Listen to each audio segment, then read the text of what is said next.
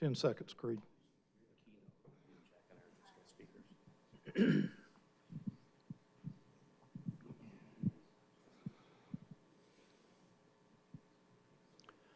Good morning, ladies and gentlemen. I'm Dave Crouch. This is Policy Talks, and it's brought to you each month by Williamson, Inc., our Chamber of Commerce here in Williamson County.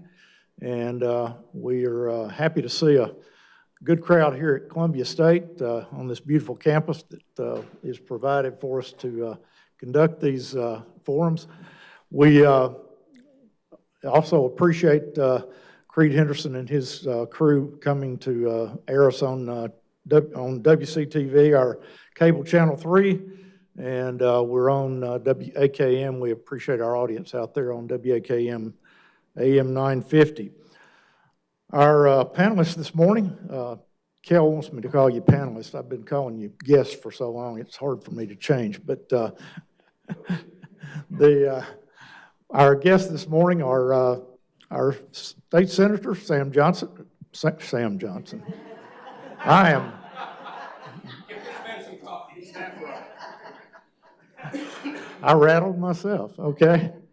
Jack Johnson, representing its District 27 now, used to be 23, but, and he is our Senate Majority Leader. Proud of that, Jack, and glad to have you with us this morning. Next to him, Sam Whitson, I did get that right, our state representative from District 65 here in the county, and then Jake McCalman from District 63, our representative on the east side of the county. Unable to be here this morning, Representative Gino Bulzo and Representative Todd Warner, and also Senator Joyce Hensley. He has a standing conflict with this show, so he hasn't been able to join us. Someday maybe we'll be able to coordinate, maybe even next month, because we're going to be off our schedule a little bit. But we appreciate you all taking the time, especially given the week you've had. It's been a horrible week, 10 days, and you know, school shootings. 9 of our young men killed at Fort Campbell night before last in a helicopter crash. Just losing our district attorney here unexpectedly a couple of weeks ago. Kim helped her. Just and then a unusually contentious session y'all are having in Nashville. Sam, you know, you were in the military. You're a veteran, colonel, and you've, I'm sure, experienced death and tragedy before. How does the military and how do you handle this sort of thing? Thank you. Is this on? Okay, yes. Thank you, Dave. Yeah, what a horrible week. You know, and if I could just add, we started out Sunday with a service for our good friend Kim Helper. I was blessed to be our foreman of our grand jury for several years, and Kim was the district attorney. She presented every case. She never sent someone else to present a case to the grand jury. And what I was so impressed with was her dedication to fairness to everybody and how her respect. Just one funny story I'll never forget, when the judges would select the grand jury members. So Kim and I would sit there in the courtroom, and the judges would pull from a box the names of the people selected at random to be for the opportunity to serve on the grand jury. And the judges never excused anyone from grand jury duty. And I remember there was one young lady, they pulled the name, and she walked up there, and I looked at Kim, I said, we will never get her to support you know, a true bill, because she had covered in tattoos and had bones and rings all over. And you never judge people, because she became what we called the hanging juror. She wanted to put everybody in jail without listening to the case. But so that was just an interesting time. But Kim was a very dear friend, and Jerry and her children, Renee and Abby. She was so devoted to them, so devoted to our community. And you look at everything that she was involved in, it just covered so much, and it was just a shock, a loss. And so we presented as a delegation a flag that flew over the state capitol in her memory to Jerry and the girls. And then to the loss of the 9 soldiers from the 101st, I understand it was 2 medevac helicopters. Listen, and my friends back there will know, it's inherently dangerous routine training missions. There's nothing easy about it. And to be flying at night with night vision goggles and 2 helicopters, it's just inherently a dangerous exercise. These things, unfortunately, happen more than we expect. I've lost friends in helicopter accidents. One of the best generals I've ever worked for was killed in Germany in a Black Hawk helicopter. Friends during Desert Storm. So then the incident with the school shooting. We saw the worst, but we also saw the best in Nashville. And if you have seen the body cam video of the officers involved, you could not help but just have the highest respect. And that's just a reflection of our law enforcement community. In the Army, we always say, march to the sound of guns. Well, those police officers, not just 2 of them, but it looked like 3 or 4 of them, responded, and they had never worked together, really. It was as a team, and they knew how to do it. You watched how they moved through like a tactical movement. It was just absolutely incredible. And even the teacher standing outside in a convoy said they're upstairs, and she passed the keys off, allowed the officers to get into the building, and how they neutralized the threat within minutes. I mean, Nashville and Chief Faulkner was telling me a few weeks ago, they do not wait. They enter. If you get there first, you enter that building and you stop that threat to those children right away. And so our law enforcement community, the training standards, we just need to make sure we set the opportunity to continue to recruit and retain those men and women in law enforcement. There's been over the years, a lot of disparaging remarks about law enforcement, but they show the best. What a difference that we saw in the officers Monday. Very proud of them. Very proud of them. Jake, Representative McCalman, you've gone from being a private citizen to right in the middle of some of the craziest behavior that you could imagine. What's it like? Being a freshman, I should say. So one of my colleagues on the floor yesterday looked at me and said, Jake, you certainly picked a unique year to get elected. I can't really lean back on past experiences, so this is my first experience in the legislature, so I figure if I can go through this, I can handle anything else that's thrown at me, because it certainly has been an interesting few months. Yeah.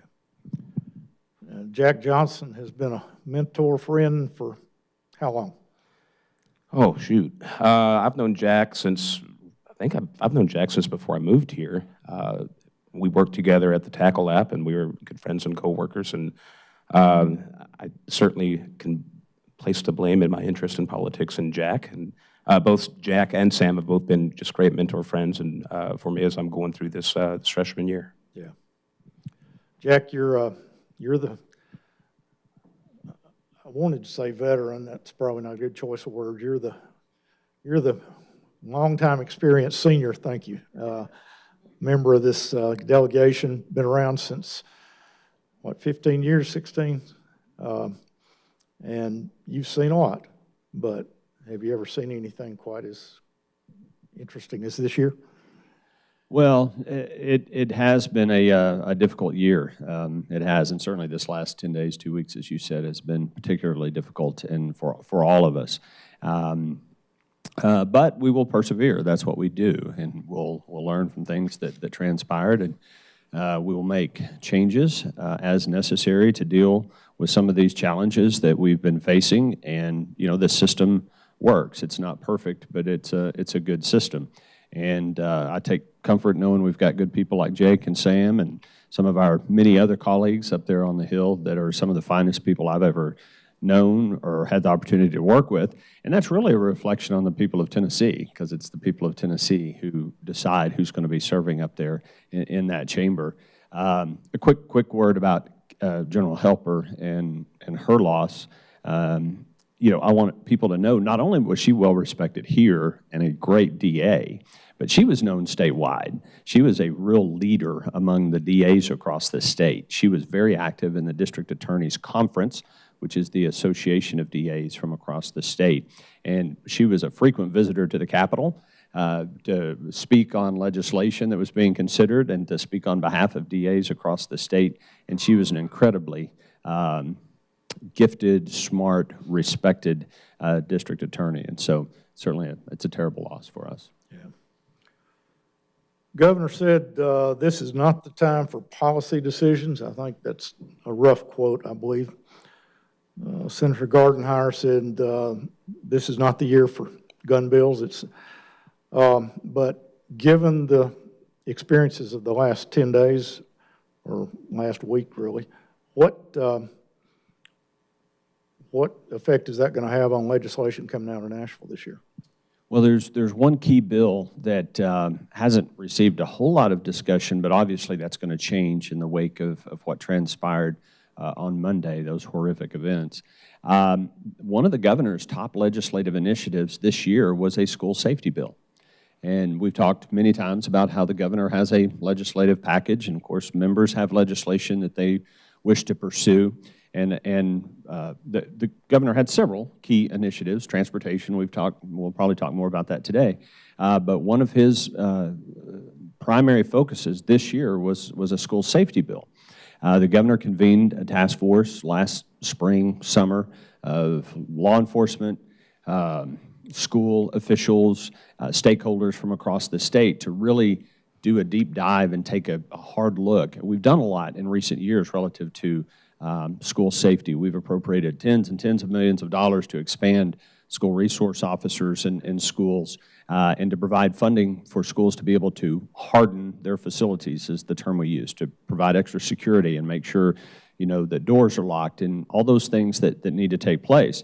That bill has been moving through the session and again has had some conversation. I think that's been overshadowed by some other things that have been going on. And ironically, that bill was to be heard in the Senate Education Committee on Wednesday. And of course, this all transpired on Monday. So we met with the governor, obviously, and we've had numerous meetings with the governor and his staff, and we decided to defer action on that legislation. And we can talk about, does a number of things to provide a Homeland Security officer in every single county, all 95 counties, to coordinate with local law enforcement and schools and counselors that are in the schools to help identify, you know, children that may be experiencing emotional difficulties. So the bill did a lot of things and does a lot of things, but we did decide to defer action on it for at least a week and to reassess in the wake of what transpired on Monday. So we will continue to take a look at that, but it's important to know that school safety has been a big topic of conversation, you know, over the last couple of years, and it was one of the governor's key initiatives. Yeah. Sam, you're, I mean, you were in the military for how long? 26 years.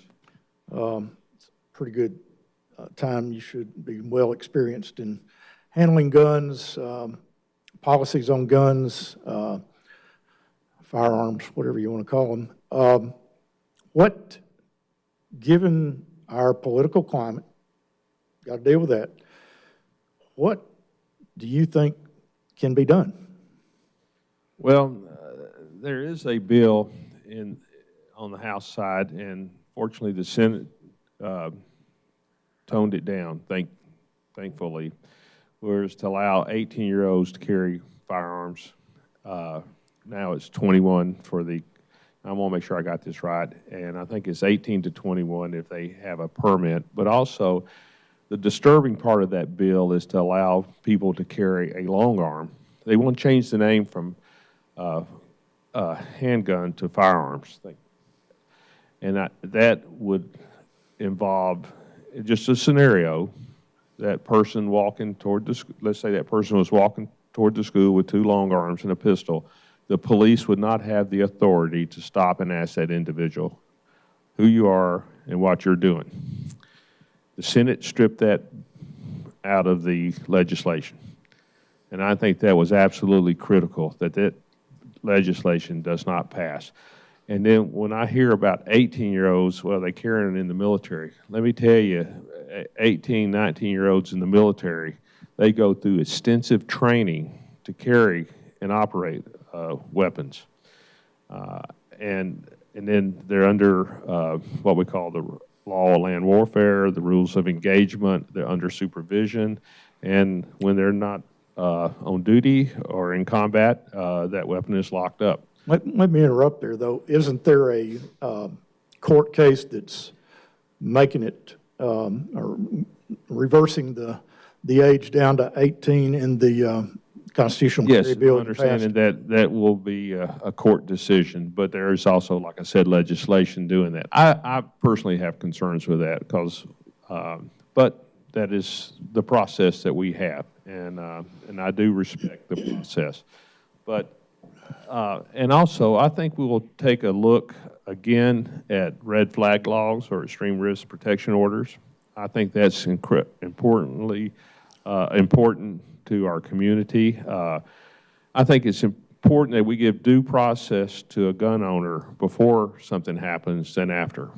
What is a red flag law? Well, if extreme risk protection, if there's a report that someone has a going through a mental health crisis or domestic violence or a history of violence, or that they can be reported, and then the firearms have to be removed. But it's done through a due process and consideration of all the facts and stuff. So it does, again, you know, there's a balance that we want to make sure we not only protect the right for Second Amendment rights that I think we all support, but also the rights of the community and the family.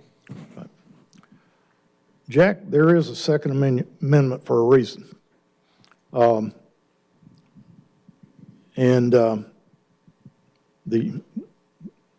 early fathers of our nation put that in there on purpose. Has anything changed about why that should be in there? You're a supporter of firearms being available to most of us.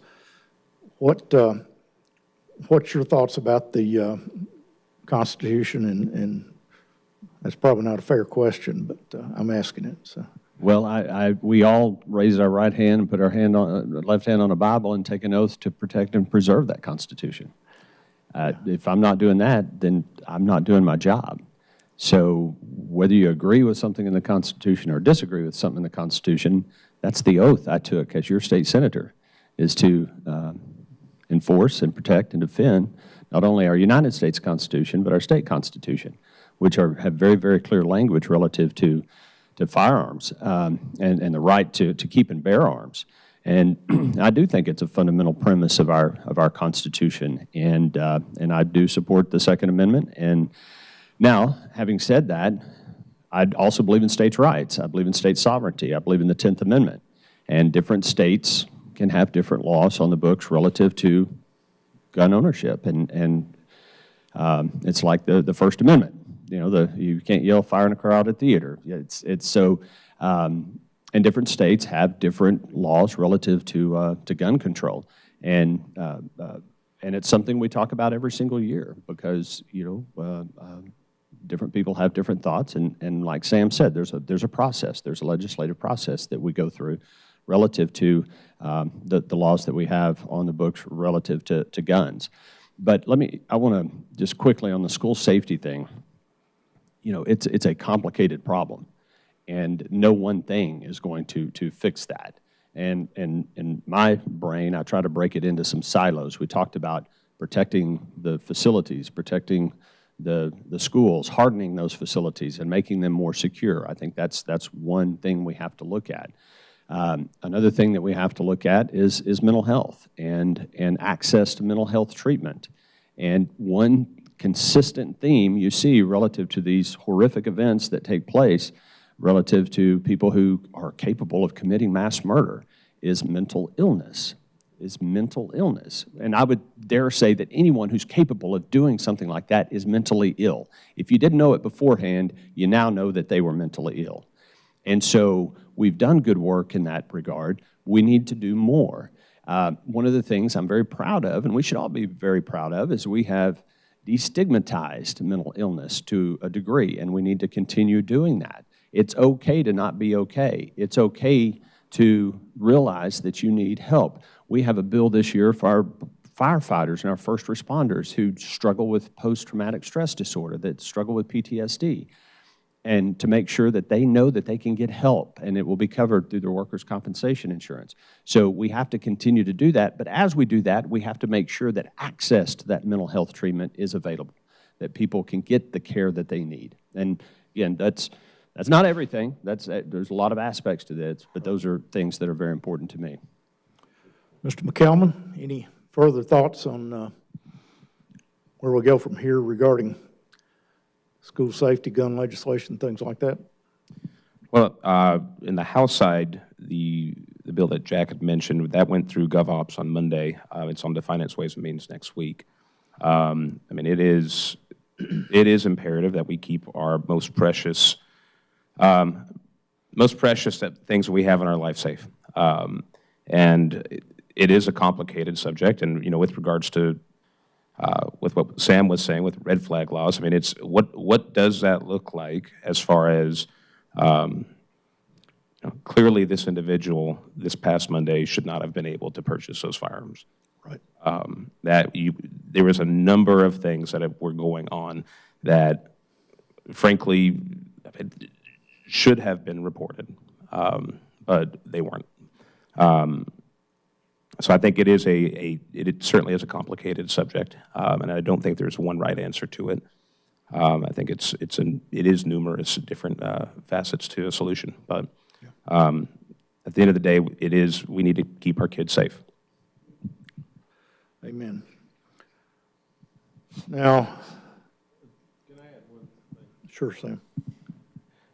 Yesterday, advocates for safer gun laws and stuff lost a great opportunity in their conduct at the Capitol.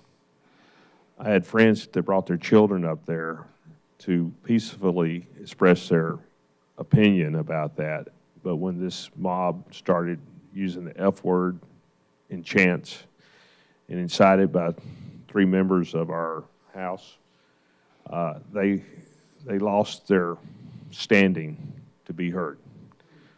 And if their intention was to achieve something, what they achieved was they divided the Democrat caucus and united the Republican caucus in their conduct and actions that day. If that's the new normal on how business is conducted on the House floor, we're in trouble as a General Assembly. And I respect what Speaker Cameron Sexton did. He showed restraint. He did not give them what they wanted, to be escorted out in handcuffs.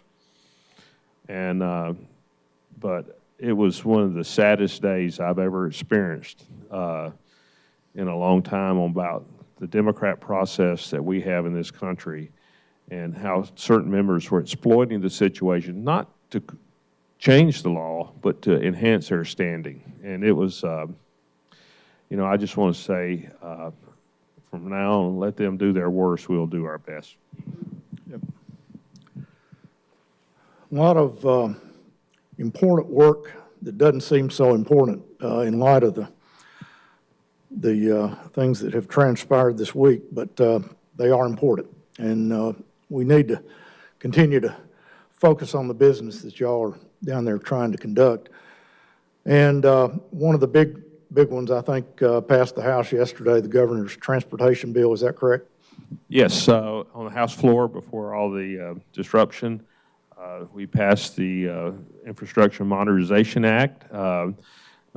Chairman Dan Howe of Cleveland, Tennessee, was on the floor presenting it. There was, and I tell people, we are driving on a 1968 interstate system with a 2023 population. And I think I mentioned it before, and if the oldest interchange in Tennessee is at exit 1 on I-65 going into Alabama at Ardmore. It was built in 1958, and it has not changed since then. Think about that. What has changed in Tennessee, the truck traffic, the population. I'm not sure that one needs to change. And way before Jake was born. And Jack, if I'm not mistaken, okay? You know, I use the metric, if you don't remember watching the moon landing, you really don't remember, okay? So, I remember. okay, I do too, and so does Tom. But, okay, no. But it is. This is an opportunity not only to deal with the congestion problem in urban areas, but also this is the way we can fund improvements to our 2-lane directional interstates. These rural interstates are dangerous. They're out of date. They cannot handle the traffic. And the governor's plan, the public-private partnership, has been done in other states and has been very successful. And so we need a funding stream to do that. And I think this will be, it's not going to happen tomorrow, but the next generation of Tennesseans will appreciate this. And it will make a difference, not only for safety, but also our economy in Tennessee. Jack, did the governor get everything he wanted in that bill?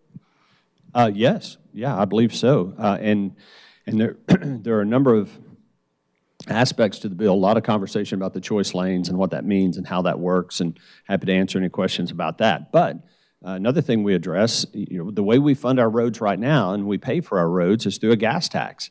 Well, what do you do with a car that's not buying gas? There's a bunch of them out there, electric vehicles. And so we imposed a fee that's close to what the average person pays in gas tax every year, about $274, and that'll be indexed over time. So people who are driving electric vehicles, they're contributing to pay for the roads they're driving on as well. That's a critical part. But an equally critical part is the reformation of what we call the design-build process.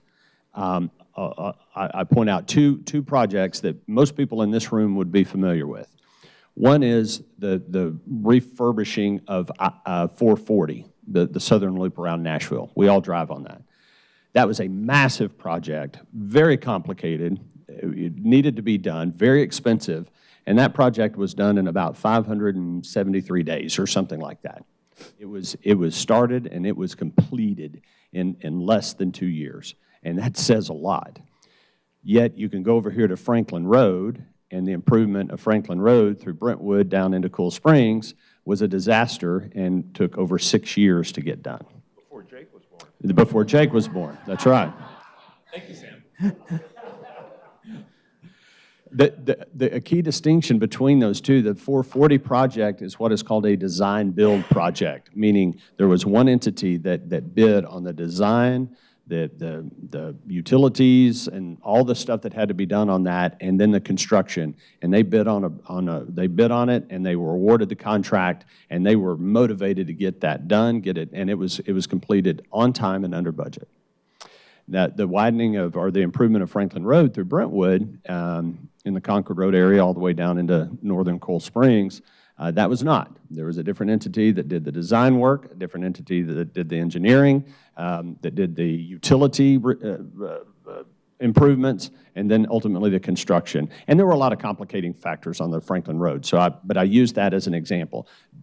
Another key part of the governor's bill is to allow more of these design-build type projects, because when you're talking about a massive interstate project, you're talking years to get that thing done. So anything we can do to cut down the process and that. So it's a big bill. There's a lot going on, but its passage will really make our ability and TDOT's ability to get some of these projects done, big and small across the state, quicker. It's going to generate a lot more money for those projects. And so really, really good bill, transformational bill that I'm very happy passed. Help me understand. I want to drill in a couple things Jack said here, Sam. The specific parts of the bill, $750 million to each of the 4 divisions of the state, and that's just for additional state-funded roads. The But the choice lanes are all going to be privately funded, privately built.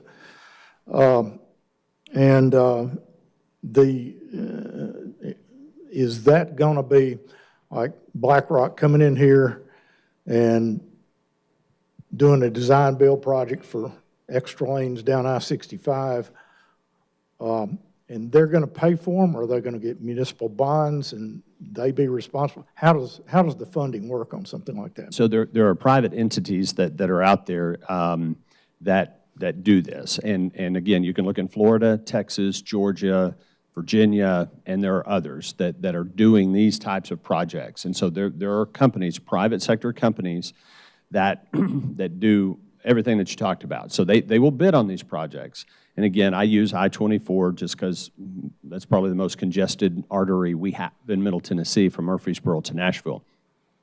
So TDOT will go and do an RFP with the passage of this legislation to these private sector entities that specialize in these types of projects. Here's the project, here's the traffic count, they get all the data, everything that they need, and these companies will come in and do their analysis. It's very complicated, of course, but then they will bid on a project and say, we can add a lane each way, make it a choice lane. It's going to cost, whatever, $1 billion. And so we will raise the money through private investment and do the construction on that, and in exchange, they get a long-term lease, typically from 30 to 50 years, that they then lease that facility back. We own it. I want to be very clear about that. The state of Tennessee owns that facility and the expanded capacity on that facility. For rumors and people out there that we're selling our roads to China or something, it's no, we own those roads. But this company will have a long-term lease, and then they can monetize that. And in their RFP, they will say, we want to charge between this, and it'll be dynamic pricing depending on how traffic flow is going. And so they're then responsible. The terms of the lease are very specific. They're responsible for the maintenance and the upkeep of that road. And guess what? They're typically, in Texas and Florida, the best maintained roads. If there's ice and snow, they're the first ones to get salted or get the brine on there. Why? Because this private sector entity needs people driving on that road in order to recoup their investment. And it works very well. I flew with the governor down to Texas. We toured a bunch of these, met with their TxDOT people, their Department of Transportation people, and they work very well. Explain dynamic pricing. So dynamic pricing means that it's not just a set fee at any time. And again, their lease will have parameters within which they have to maintain in terms of what they charge to drive on this particular choice lane. If traffic is moving pretty smoothly, and just I don't want to assume people watching or here in the room understand, what we're talking about is adding capacity to existing facilities. Any lane that is there now, it will remain there, and there will be no additional charge to drive on that lane. This is only for added capacity. So if you're on I-65 and that ends up being a project where it makes sense to do it, and there's 3 lanes there today, those 3 lanes will be there when there's a choice lane. But we will add an additional lane that can be used and can be monetized. So depending on traffic flow on the 3, we say free lanes. They're not free because you're paying for them with your gas tax now. So you are paying for those lanes, but there's no additional charge to drive in those. So you could drive in those lanes just like you do today. If traffic's bad in those lanes and the choice lane is zipping along at 70 miles an hour, then you can make the choice to drive in the choice lane and pay whatever the fee is. So depending on traffic flow and how it's going, if traffic's moving fine on the other lanes, they're probably going to charge a lot less because there won't be as much demand. If traffic is really backed up during peak times, they will be able to charge more to drive in the choice lane. So they'll have a range of pricing. So at night, is it going to cost us to drive on the choice lane? I probably not even need to drive on the choice lane, I guess, at night. But that's just it. If it's 8 o'clock at night and there's not much traffic on the road, you're not going to use the choice lane. Or if the existing lanes are zipping right along at 75 miles an hour. So if you do want to have the option to drive on these choice lanes occasionally, are you going to have to go through a toll booth, or are you going to have license plate readers that take your license plate and send you a bill? How does that work? So yeah, you will be able to purchase a tag or a little sticker that goes in your window, and it's electronically read. You don't stop, you don't slow down. If you want to get in the lane, you get in it, and it will read that, and you'll have a credit card or whatever associated with that tag, and you zip right along. If you're visiting from another state and you don't have that tag and you use the lane, then yes, they take a picture of your license plate and they'll send you a bill. But you'll be incentivized to get the tag, because if you get the tag, they'll charge you a lower rate. You'll get a discount. So for those of us who live in the area, it's probably going to make sense to go ahead and sign up and get the tag, but certainly you don't have to. Okay. Sam, Jake? No, I was going to say, I was on Transportation Full and Sub when we passed the Improve Act, and the difference between this bill and the Improve Act is we had to make a lot of compromises to get the Improve Act passed. If we have done it, if the Improve Act was done in the original form, we probably would not be here at this point, because we would index the gasoline tax to keep up with inflation.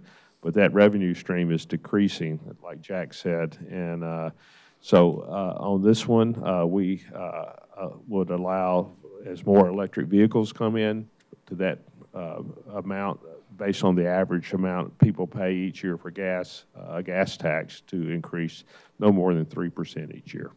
Okay. Jake? Just if I could add to it, I moved here from the Dallas-Fort Worth area, and these roads are everywhere. But as a resident there, having to commute into Dallas every day from Prosper, Frisco area where I lived, I drove these roads every single day of the week, because it was, to Jack's point, when we had ice and snow, they were treated first. When there was a car accident, they got that accident moved off as soon as possible, because they want you moving on those roads.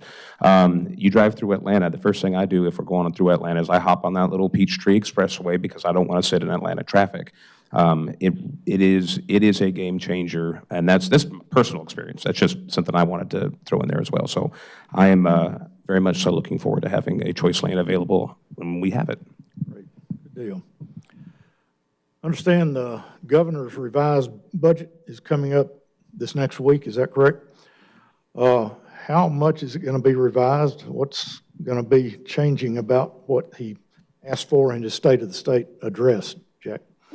Well, I think, and this is our normal process. The governor proposes his budget, and there's typically a date by which he delivers a budget proposal for the coming fiscal year, which will begin July 1st.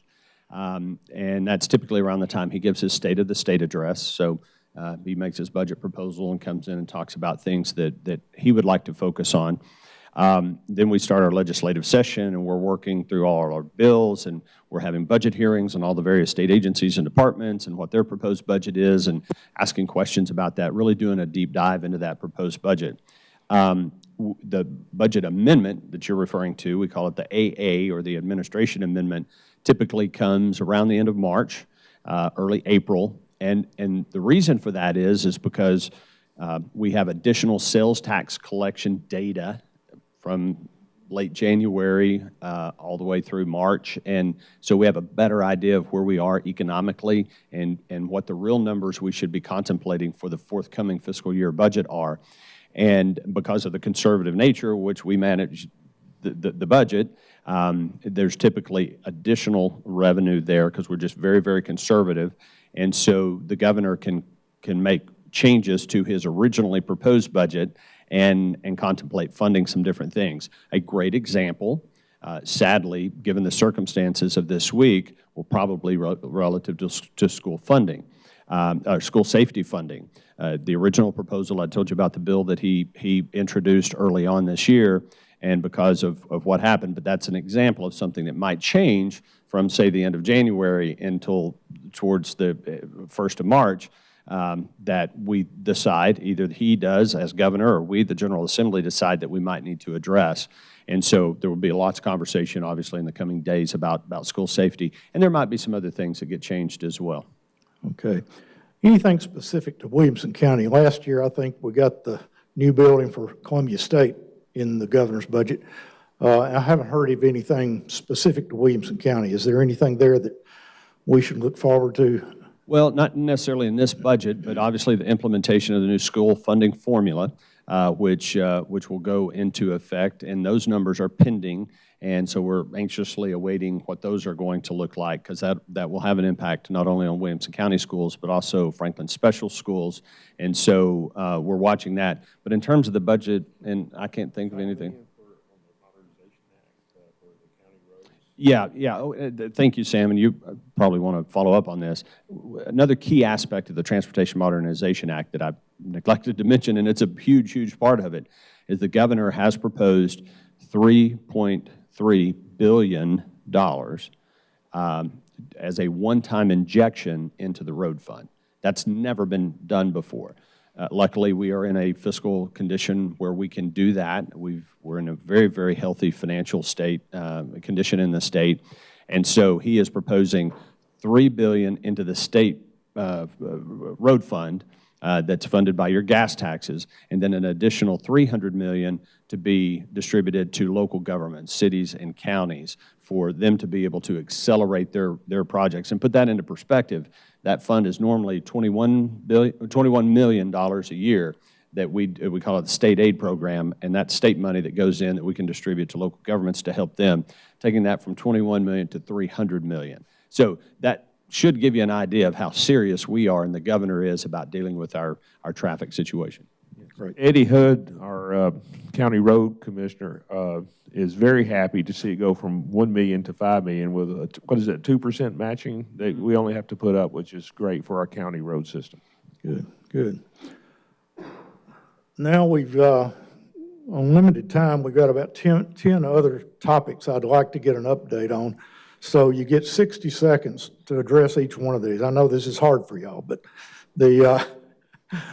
what about the third grade literacy effort? Where does that stand? We didn't cover that in my committee. I'm not in education. I'll pass it to the senator.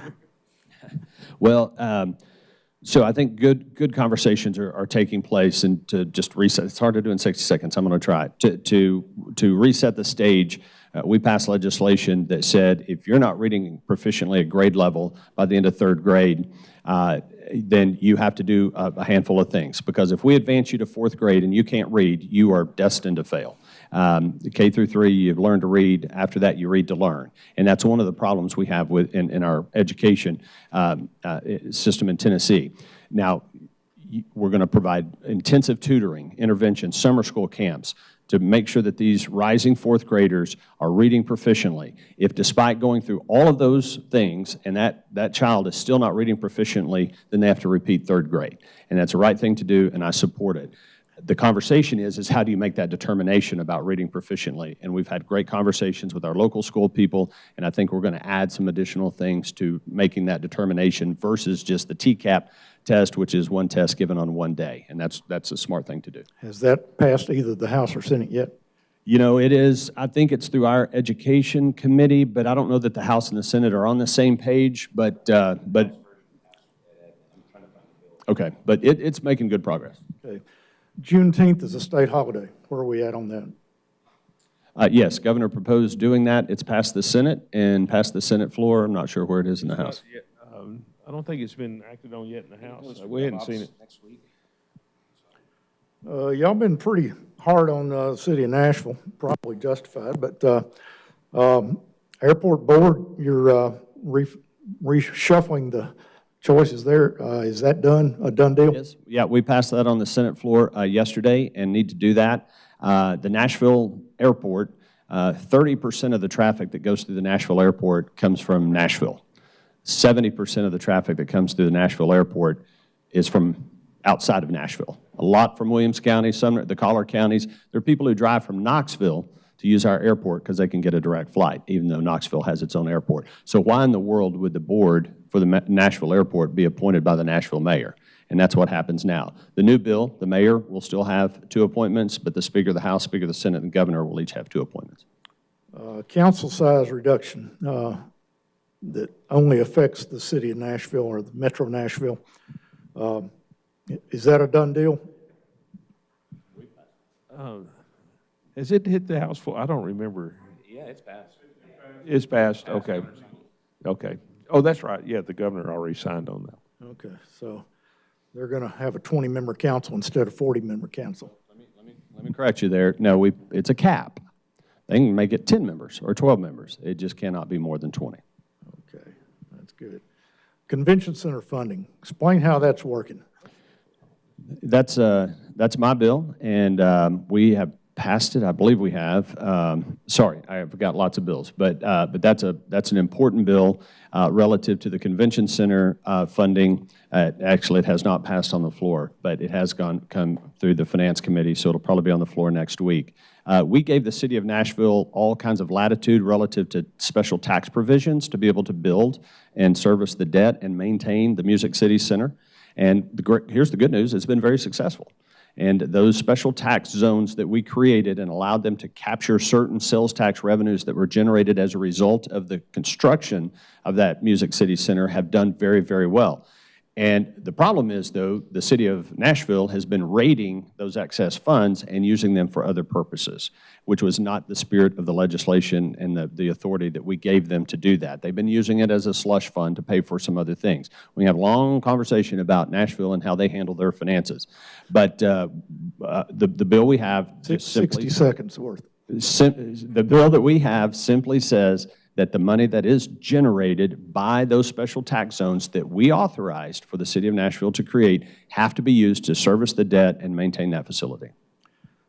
The governor has proposed a family leave act to give state employees, I think, 12 weeks of unpaid leave if they have a baby or adopt. Is that happening? And it's my understanding is right now is 0, and the governor proposed 12. My good friend, chair lady of the Finance, Ways, and Means Committee has recommended that we do 6 as a compromise, an incremental change, and I support that. And I believe it passed, that amendment passed through our Finance Committee this week. Something I picked up in some of my reading, it looked like that was only for the executive branch of the state government. What about all the other employees? Okay. Yeah. So it does include the executive branch and the judicial branch employees. It does not include the legislature. Okay. And understand that the executive branch of the tens and tens of thousands of state employees that exist, the vast majority, 90+%, are in either the executive or judicial branch. So it applies to all of them. It does not apply to the legislative branch. Y'all get eight months off anyway, don't you? It wouldn't apply to members. I'm talking about legislative staff. That is a joke because they work year-round. And our staff certainly work year-round. Our full-time employees up there that work for the legislative branch. But they do have this is getting into the weeds, but they have a comp time system because they work very, very hard they're working 60, 70 hours a week for 4 months out of the year. And they develop comp time that they can use during the 8 months we're not in session and the work level is not quite as high. Another thing, there's just a general separation of powers principle. We don't like the governor telling the legislative branch what to do. So if we're going to contemplate a medical leave or family medical leave program for the legislature, we'll do it on our own. Okay. Limited exceptions to the abortion bill that was passed last year. A couple of exceptions to the abortion bill, ectopic pregnancies and another kind that I can't remember. Just personal note there, my wife had an ectopic pregnancy and she would have died if the doctor hadn't been able to do what he needed to do. That I can certainly appreciate that. Anything else there that you want to add to what's been done?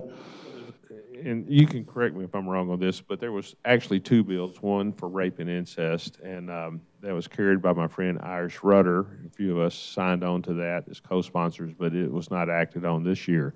The other bill dealt with the medical issues, and there was some compromises and change made to that was carried by Representative Esther Helton, and it was to get it passed. It was a bipartisan vote, but it was narrowed down more than what was originally proposed. And my good friend Senator Richard Briggs had carried that in the Senate, and he made a very good argument why it should be passed in the original form, but to me, unfortunately, it didn't.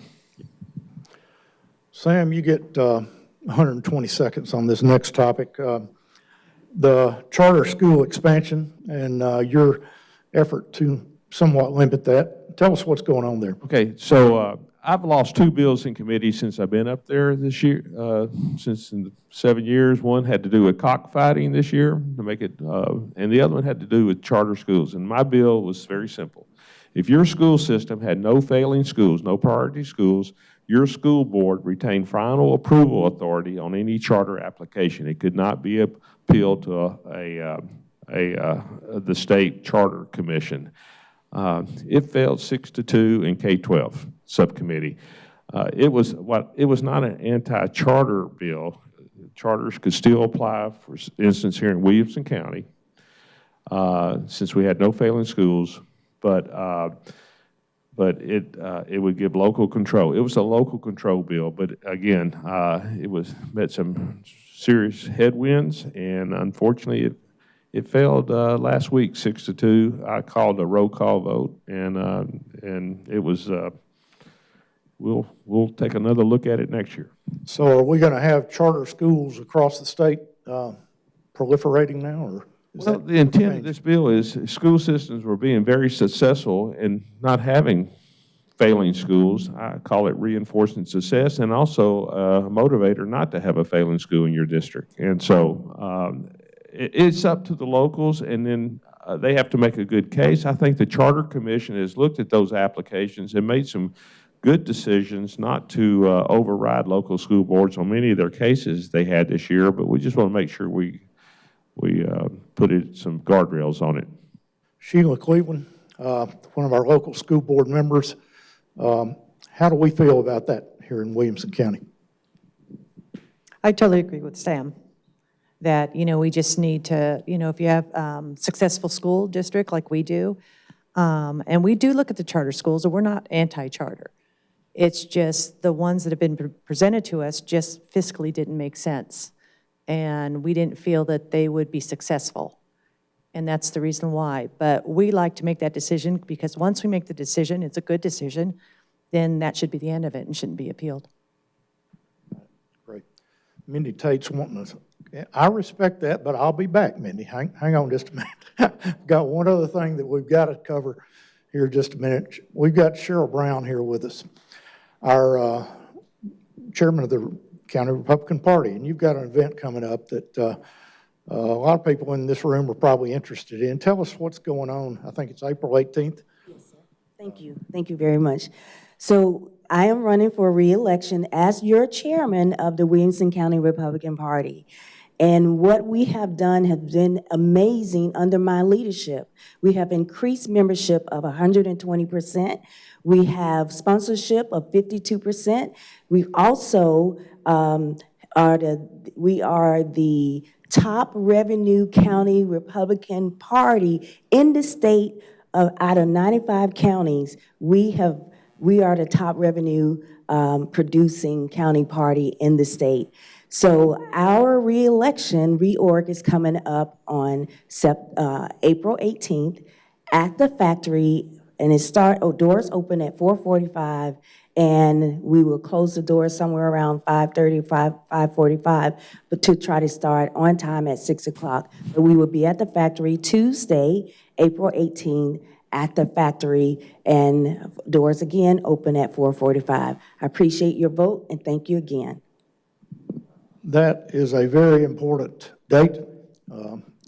Anybody that's interested in what happens to this county for the next many years needs to be there and express their opinion about who needs to be the leadership. And Cheryl, we appreciate you giving us the update on that. But literally, you all need to be there, every one of you. How do you register for that, Cheryl? You can go to our website, williamsongop.org, and click on the link for the reorganization. Please pre-register. That would help the process move smoothly. Thank you. There you go. Mindy, I'm afraid of you, so I'm coming. Mindy Tate, is it Executive Director? CEO. CEO, that sounds better. Franklin tomorrow.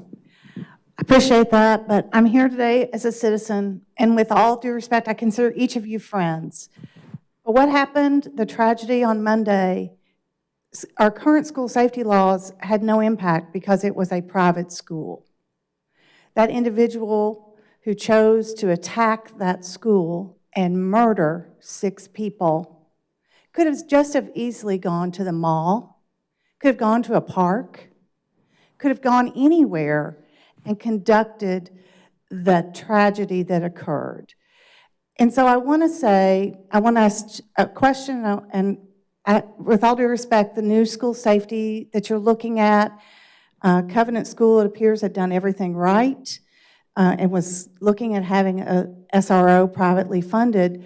But in a county that has dozens of private schools, is there a way for parents who have chosen that route to feel safe of sending their children to school?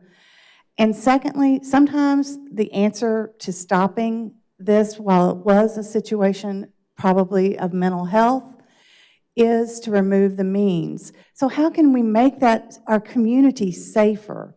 That's what I'm looking for, is how we can make it safer, and can we look for privatization? Those private schools have support under school safety laws. Well, Mindy, that would have to be something with a private school that they would have to enter into a contract or a memorandum of understanding with local law enforcement how to provide that SRO type situation at a private school. There is a cost to it. I think the private schools will have to do this. I think it's very important. I have 2 grandchildren that go to a private school. I worry about their safety, and they have taken means down there. It's a small private school in Alabama, and they have approached this, I think, in the right way. But it will take an understanding, like I said, an MOU or a contract with local law enforcement or training of personnel. We actually passed a bill through the House a couple weeks ago. It's at the governor's desk right now for private schools to be able to contract with local law enforcement. One other opinion I'd like to get back here in the back of the room. He tried to hide, but Jay Strabino is what's your title, Jay? Field representative. For Senator Marcia Blackburn. Jay is a war hero. I mean, literally a war hero. You ask any of these other war heroes around, and Jay, he's done it all, from the helicopters to literally about all of it. Any further thoughts about what's been going on this week and what we need to do? Personally, sure. You know, and like Senator Johnson said, this is a multifaceted solution to one problem, and we need to look at all of that to include overall safety and school safety. And I know that our office is working on those in terms of funding and training for prior service members through LEOs and other veterans. And then also look into red flag laws while keeping that very tough, because I know that we talked about the mental health issue. That's a huge component of it. And there's a lot of people, even though we're opening up that accessibility to mental health and reaching out and destigmatizing that, you're going to block a lot of people traveling into that route that are going to be fearful of falling into that red flag category in terms of taking away their rights of owning a firearm. So that's a tricky situation there as well, but it's a multifaceted solution. I don't know, there is no one thing, one silver bullet, exactly, yes, sir. Thank you, Jay. We're out of time, folks. I'm sorry, but we run this train on time, and we've got a couple minutes left, and I've got a lot of people to thank for making this show happen. It surprised you how much coordination, effort goes into getting everybody here, and we especially appreciate Dr. Darrell Lampley here, that is the president of the campus here at, is that the right title? Something like that. Anyway, Janet Smith's the president. So we appreciate the hospitality. Mary Beth Challey makes everything happen, of course. So we really know who makes it happen. But Creed Henderson, you guys with WCTV really do a great job. We appreciate you getting here so early on Friday mornings and making it happen. Tom Lawrence, you're a great friend, and we appreciate having WAKM in our court. Hope that goes on for a long, long time. And we appreciate you being here. Dennis Wagner with AT&T, I wanted to come back there and get any suggestions you might have on moving utilities on road projects. We'll try to do that next month. And the chamber staff, Matt, Kel, Jenna, and especially Nancy Conway. Shout out to Nancy. She is recovering from a fall, multiple broken bones, and had a rough last couple, 3 weeks. And we wish her well. Hope she'll be back with us soon. All the listeners we got here, good crowd this morning, and on the TV and radio audience. And especially the Lion Leadership Group is providing McDonald's coffee for us here. And we really appreciate that. It's free, so just come and get it. We have moved the show to 8 o'clock. Hope that worked for everybody. And we'll be back here on April 21st, I think we decided, for some scheduling conflicts. So 3 weeks from today, back here at Columbia State. Look forward to having you back. Thank you very much. And I just want to point out Representative McCellum's socks, tie, and pin, okay? He is a true supporter of Columbia State Community I had to College. represent Columbia State today, so. Thank you all.